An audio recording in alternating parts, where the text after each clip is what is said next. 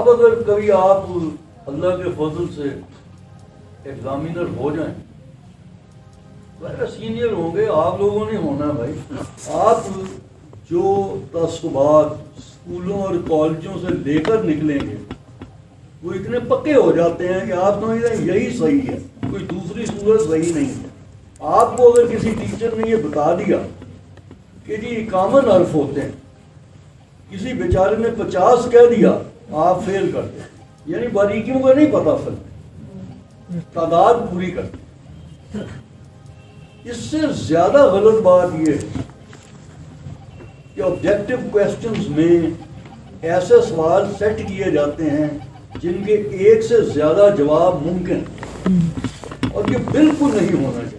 Objective کا پہلا تقاضا یہ ہے کہ صرف ایک جواب صحیح ہو چوائس میں سے، باقی سب غلط، ورنہ آبجیکٹو بنتا ہی نہیں۔ پیپر سیٹرز کو تمیز ہی نہیں ہے۔ میں نے ایک سوال دے دیا، مجھے لوگ پوچھتے پھرتے تھے کہ یہ ایک سوال آیا آبجیکٹو میں، اردو شاعری کا سنہری دور کون تھا؟ میں نے کہا یہ اوپینین کا سوال ہے، فیکٹس نہیں ہے، اوپینین ہے۔ اوپینین والی بات جو ہے وہ آبجیکٹو نہیں بنتی۔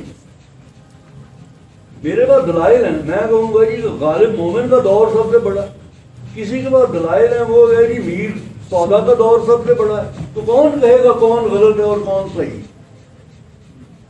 اس لیے نا اس طرح کے سوال نہیں دیے، لیکن دیتے تھے۔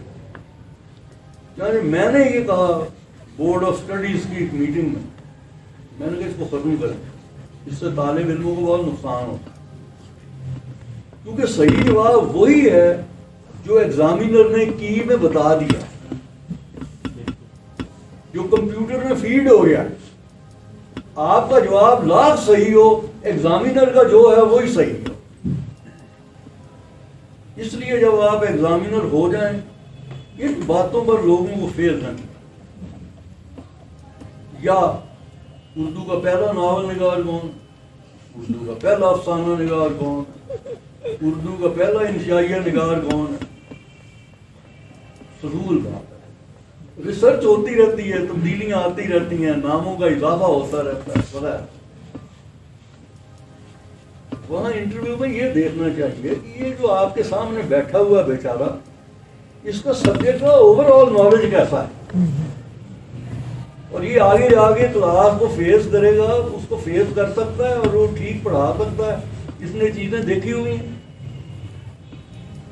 میں نے چند سال انٹرویو کرنے کے بعد یہ فیصلہ کیا تھا کہ جو بچہ آتا ہے میں اسے کبھی یہ نہیں کہتا تھا کہ فلاں سوال کا جواب دو، بالکل میں کہتا یہ کیا تیاری کر کے آئے،